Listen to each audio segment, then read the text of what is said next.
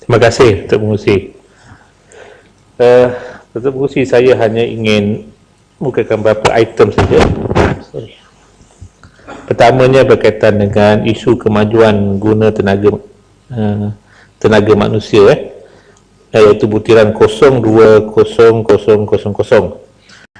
Yang kita lihat peruntukannya ditambah daripada 417 juta kepada 438 juta lebih, dan di mana dalam item atau butiran itu mengandungi 3 item sub item tu, iaitu khidmat pengurusan, perkhidmatan latihan dan pembangunan kemahiran.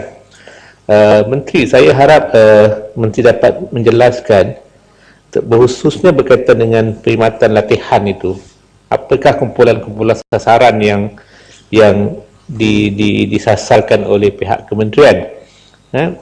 Jumlah untuk perkhidmatan latihan itu agak besar, iaitu sebanyak 353 juta, berbanding dengan tahun lepas ada 337 juta. Jadi saya ingin dapatkan penjelasan daripada Menteri, apakah bentuk-bentuk latihan yang dimaksudkan dalam perkhidmatan latihan itu, dan berdasarkan peruntukan yang lepas 300 lebih juta, apakah effectiveness ataupun hasil-hasil positif yang dilahirkan daripada perkhidmatan latihan ini, dan juga kumpulan-kumpulan sasaran itu. Kalau ada kegagalan tak mencapai sasaran, apakah punca-punca yang menyebabkan perkhidmatan latihan itu tidak mencapai sasaran yang ditetapkan. Itu yang pertama, Menteri. Yang keduanya, saya juga ingin mendapatkan penjelasan berkaitan dengan 08000, iaitu dasar baru. Antaranya ialah kebolehpasaran pekerjaan. Walaupun peruntukan dia tidaklah besar sangat, 500,000, tapi saya ingin dapatkan penjelasan apa sebenarnya, atau mungkin dah ada rangka yang telah dibuat oleh pihak kementerian yang menyebabkan item ini dimasukkan sebagai dasar baru, 0800200 ini. Saya ingin tanyakan, dengan peruntukan yang sebanyak 500,000, apa sebenarnya yang ingin dibuat itu? Bagi saya, Menteri, kebolehpasaran, marketability lah, mana pekerjaan-pekerjaan yang boleh masuk market lah, mana kita menawarkan satu macam dasar memastikan pekerja-pekerja ini dia boleh masuk dalam market, bersaing dengan orang lain. Itu yang saya faham lah, sebab itu yang dimasukkan ke bolehpasaran. Tapi kalau Menteri ada definisi lain, mungkin boleh jelaskan. Cuma saya ingin tanyakan kepada Menteri, bagaimanakah kementerian ini boleh melakukan perkara ini secara bersendirian. Saya percaya bahawa untuk membolehkan dasar ini, kebolehpasaran pekerjaan ini, ia seharusnya melibatkan juga institusi ataupun kementerian-kementerian lain, khususnya Kementerian Pendidikan Tinggi. Sebab saya percaya, kalau kita sebagai contohlah, kita nak memastikan pelajar-pelajar universiti yang ambil apa-apa kos ke, mereka boleh selepas mereka graduate, selepas mereka habis belajar dengan bidang yang mereka cuba, dengan kursus yang mereka ambil, dengan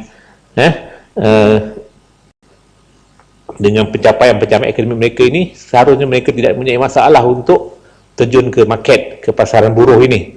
Jadi saya tak tahu sama ada kajian telah dibuat oleh pihak kementerian, sejauh manakah pelajar-pelajar universiti kita ini, sama ada di peringkat public university ataupun universiti swasta, dan juga college-college ini, sejauh manakah mereka ini memang marketable, boleh dipasarkan.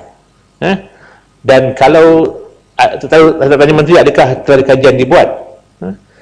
Cuma sebagai ada pengalaman sebagai employer lah, saya bercebur dalam, saya cakap dalam bidang guaman sebagai contoh, saya menyaksikan bahawa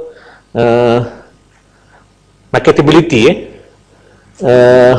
pelajar-pelajar undang-undang sebagai contoh, bila kita employ mereka, memang kita nampak semakin hari semakin merosot kualiti itu. Bagi contoh, nak buat simple letter je, nak buat satu surat yang mudah saja. Orang bagi, kalau lawyer biasa kita bagi notice of demand lah. Kita nak menghantar satu surat tuntutan kepada orang yang kita nak saman. Kita nak cerita pasal guna bahasa Inggeris ni, kadang-kadang guna bahasa Melayu pun ada masalah. Saya pernah melihat satu contoh notis tuntutan kes hutang je. Kes hutang, kes yang kata debt recovery ni, tiba-tiba dalam tuntutan itu bertulis pula, kamu telah melanggar artikel 10 Perlembagaan Malaysia. Ini apa kaitan dengan perlembagaan pula ni? Dalam hati saya, saya dapat surat tu, kemudian klien tu bagi saya surat tu, saya dapat surat tu, saya kata, you don't have to entertain that kind of letter. Sama-sama lah. Maknanya nak tunjukkan, just imagine, 4 tahun belajar undang-undang, lepas tu hantar notice of demand, case debt recovery, quoted Perlembagaan Persekutuan. Just imagine. Kita mungkin ketawa, tapi ini realiti yang berlaku. Saya percaya juga dalam bidang-bidang lain, bidang-bidang kejuruteraan, saya tak tahu pastilah, tapi saya cakap berdasarkan bidang guaman. Maknanya something is wrong somewhere. So any changes dalam kita nak memasarkan tenaga buruh ini, bagi saya it must start from the school. Dia mesti mula dari sekolah lagi. Mana daripada peringkat mungkin dari sekolah rendah lagi, sekolah menengah lagi. Jadi saya merasakan, walaupun dasar baru ini saya amat bersetuju, iaitu dasar keboleh pasaran pekerjaan ini, cuma saya sangsi, adakah dengan bajet 500,000 ini, dengan pula kementerian ini sahaja yang dibebankan dengan tanggungjawab itu, saya tak yakinlah ini boleh mendatangkan satu hasil yang mungkin kita harapkan. Cuma saya mengharapkan kementerian ini, dan saya harap kemudian ini boleh berbincang dengan khususnya Kementerian Pendidikan Tinggi, Kementerian Pelajaran Pendidikan, kementerian-kementerian yang menyediakan pasaran pekerjaan ini, seharusnya mengambil beratlah isu ini. Itu yang kedua. Yang ketiganya, Menteri, saya ingin juga tanya, sekarang ini saya cakap khususnya bagi pekerja-pekerja emas lah, pekerja emas, sebab yang telah pun diberhentikan kerja seramnya 6,000 orang, yang kebanyakan mereka tinggal di Sepang. Saya, yang maklumat terbaru, mereka telah memfailkan tuntutan mereka kerana mereka mempertikaikan perkiraan ganti rugi atau pampasan yang diberikan kepada mereka. Mereka telah buat aduan di Pejabat Perhubungan Perusahaan, dan saya harap walaupun biasanya kalau tak dapat settle akan pergi kepada minister kalau minister ada belas kasihan mungkin dia rujuk pada Industrial Court, tapi actually berdasarkan belas kasihan pun, walaupun discussion, apa yang saya ingin minta Kementerian Sumber Manusia ni, supaya dalam kes emas ini, kalau boleh jangan sampailah perkara itu berlarutan. Kalau boleh selesaikan di peringkat perhubungan perusahaan itu. Macam mana nak lakukan itu? Sebab proses mahkamah industri ni, siapa yang tahu, dia proses dia tak macam mahkamah biasa. Dalam mahkamah biasa, you can just file a claim in either session court or high court. Dalam mahkamah perusahaan ni, dia ada proses-proses je, negotiation, lepas tu tak dapat settle, tedious, lepas tu kena pergi mahkamah perusahaan, pergi menteri dulu. Kalau menteri kata boleh rujuk, baru pergi mahkamah perusahaan, lepas tu mahkamah perusahaan dapat award tu, dia boleh buat judicial review pula. It takes long years. Ini yang saya pernah buat satu kes melibatkan berurusan dengan Telekom sampai dekat 15 tahun. Dekat mahkamah rayuan, akhirnya tahun ke-15 baru kes tu officially settle. Jadi saya mengharapkan dalam kes emas ini, saya harap sangat Kementerian Sumber Manusia ini boleh memainkan peranan proaktif. Walaupun undang-undang memperuntukkan dalam peringkat ini menteri tak boleh campur tangan, tapi carilah sesuatu mekanisme supaya kes ini dapat diselesaikan tanpa mereka perlu pergi ke mahkamah perusahaan. Ataupun mereka mungkin nanti ditolak, mereka terpaksa pergi high court dulu, challenge keputusan of minister pula. Itu lagi proses dia banyak. Jadi saya haraplah, sebab bagi saya mereka ini, saya dah cakap banyak kali lah, memang merana.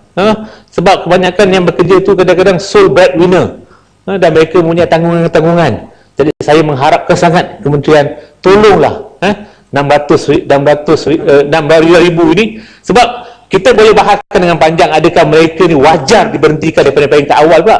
Sebab saya yakin dalam isu emas ini sepatutnya, walaupun kita nampak macam memangsakan pekerja.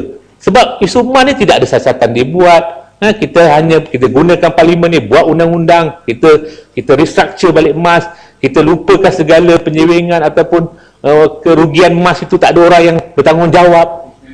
Kadang-kadang kita bagi pula golden parachute kepada orang-orang yang menyebabkan MAS rugi. So tidak ada accountability, tidak ada langsung mereka-mereka tu disiasat ke, Satu Suruhanjaya diraja ke Suruhanjaya disiasat kenapa MAS rugi. We have not done all this. Tiba-tiba mangsa. Jadi kalau sekarang mereka juga dimangsakan dengan tunggu pula satu proses yang tedious ini, saya rasa memang tak patutlah. Ini satu bagi saya kezaliman kepada mereka. Sebagai terakhirnya, isu pemandu teksi. Oleh kerana ini Kementerian Sumber Manusia, saya terpaksa cakap lagi. Saya harap kementerian ini dengan SPAT, dengan Kementerian Pengangkutan mesti sit down. We must find a workable solution untuk menyelesaikan masalah pemandu teksi ini. Sekarang ini pemandu teksi jumpa kita, mereka mengeluh. Mereka kata pertamanya apabila mereka yang dapat permit daripada syarikat, mereka terpaksa bayar sewa. Bayar sewa pula sekarang ini, nak dapat bayar sewa belum dapat lagi yang dia punya income tu. Hanya untuk dapat bayar sewa, kadang-kadang keluar pagi, mungkin pukul 5 petang baru dapat. Kadang-kadang satu hari pun tak dapat. Kenapa? Antaranya persaingan daripada GrabCar, persaingan daripada Uber dan sebagainya. Saya bukan kata 100% saya kata pemandu teksi tak salah. Ada juga pemandu teksi ni salah, sebab mereka kadang tak ikut meter. Ada komplain-komplain yang legitimate, komplain yang genuine ke atas mereka. Tapi realitinya, secara relatifnya, mereka ini adalah orang-orang susah. Orang-orang yang mengharapkan dengan teksi, dengan memandu teksi itulah untuk mereka menyara kehidupan keluarga mereka. Kenderaan mereka kita tahu kadang-kadang setengah tu memang daif pun. Tapi mereka terpaksa. That's all you can have. Of course kalau kita menjerit, saya dah cakap soalan dengan pada SPAT lah, tapi saya rasa sumber manusia mengambil aspek sumber manusia ni, aspek kebajikan mereka sebagai pekerja, sebab mereka adalah pekerja. Mereka adalah sebagai pekerja kola biru. Jadi saya harap mereka ini diselamatkan. Sebab tu saya minta kementerian ini bersama SPAT, bersama ni mesti berpadu tenaga untuk selesaikan masalah ini. Kalau kita perlu revamp the whole taxi system tu, revamp lah. Sebab antara yang orang komplain, dia kata kami pakai Uber, kami pakai GrabCar kerana pertama perkhidmatan mereka lebih cekap, keduanya mereka lebih comfortable kereta-kereta mereka. Betul. Kalau kita hanya nak berpadukan supply and demand, kalau kita betul-betul mengamalkan laissez-faire, iaitu kita tak mau Keynesian punya teori, government tak payah interfere, let the market determine, saya setuju memang patutnya kali diberi peluang. Sebab the whole concept of laissez-faire is competition. Yes, Pang ringkaskan. Jadi saya nak katakan, kalau kita buat sistem itu, memang mereka mati. Saya cakap lah, bukan kerana perkauman. Kebanyakan pemandu teksi adalah orang-orang Melayu. Orang India pun ada. Tapi kebanyakan. Jadi mereka ini memang bekas tentera. Memang mereka tak ada ni. Mereka mengadu. Mereka datang pejabat saya, tolong YB. Lepas tu bila mereka kata, saya dengar kenyataan daripada SPAT kata nak tunda undang-undang, saya pun rasa lega sikit. Kita mesti buat sesuatu. Kalau sekarang ini masalahnya macam GrabCar dengan Uber ni, mereka syarikat antarabangsa. Mereka ada di network yang besar dan mereka ini menyediakan perkhidmatan memang cekap, tapi we kill our taxi drivers. Sebab itu saya harap kementerian ini mesti memikirkan serius, sebab daripada sudut sumber manusia itu. Jadi saya sangat berharaplah satu langkah yang drastik. Kalau kita perlu undang-undang, buatlah undang-undang ini untuk memastikan golongan-golongan B40 ini, golongan bawahan ini diselamatkan. Sebab mereka dengan GST mereka merana, dengan harga barang mereka merana, dengan pula persaingan yang kata orang tu yang not level playing field, memang semua ni mematikan mereka. Tolong Kementerian Manusia, tolong ambil berat perkara ini. Terima kasih. Pasir Gudang. Terima kasih.